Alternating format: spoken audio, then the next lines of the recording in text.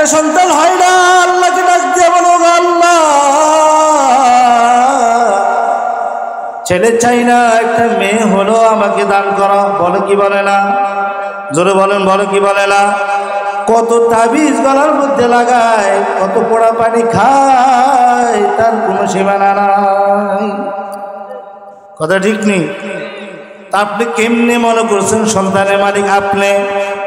সন্তানের মালিক যদি আপনি আর আমি হয়ে থাকি, পাশের বাড়ির আমার চাচাতো ভাইয়ের সন্তান নাই কেন? কথা কয় না?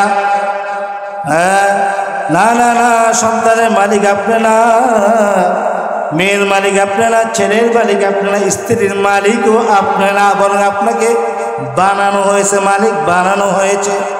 আপনি দেখেন না পাশের বাড়ির জমির আলী কমির আলী কত অমর সমর আছে, এই পর্যন্ত বিয়া করে একটা স্ত্রীর মালিক হতে পারে নাই। আছে না নাই? প্রযোজকগণ আছে না নাই? আপনাদের এলাকাতে আছে, আমাদের এলাকাতেও আছে, বিয়ে করে না। কিরে করস টাকা? বিয়ে করে না। শিলুকুমার, শিলু কি শিলুকুমার বিয়ে করে না। আসলে তো সমস্যা অন্য জায়গাতে, কথা বুঝেন নাই? এখন কুমার সাজে কুমার।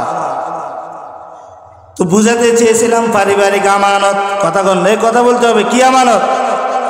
এই যে পারিবারিক আমানতটা কে রেখেছেন? মাঝে মাঝে আল্লাহর নামটা নিতে হবে। কে বলেছেন? পারিবারিক আমানতটা কে রেখেছেন?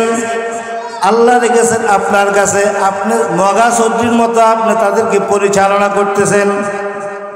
আপনার ছেলে ছোট্ট একটা প্যান্ট পরে বাজারে চলে আসছে, আজকে একটা ধরা দিয়েছে, 2 হাতে 2 বিড়ি। কয় বিড়ি? কত বড় ঢাকায় তো। আমি মনের সাথে বুঝাশোনা করে নিছি, ওরা আজকে ধরা দিব। খুব বড় মাস্তানের মতো দেখা যায়। সাহস করে গেলাম না, আমরে বিল মারুফ নাহি আনিল মুনকার, এই উম্মতকে আল্লাহ তাআলা প্রেরণ করেছেন একমাত্র সৎ কাজের আদেশ এবং অসৎ কাজের নিষেধের জন্য। ঠিক কিনা ধরে বলে? এখন আপনি সৎ কাজের আদেশ করলেন, অসৎ কাজের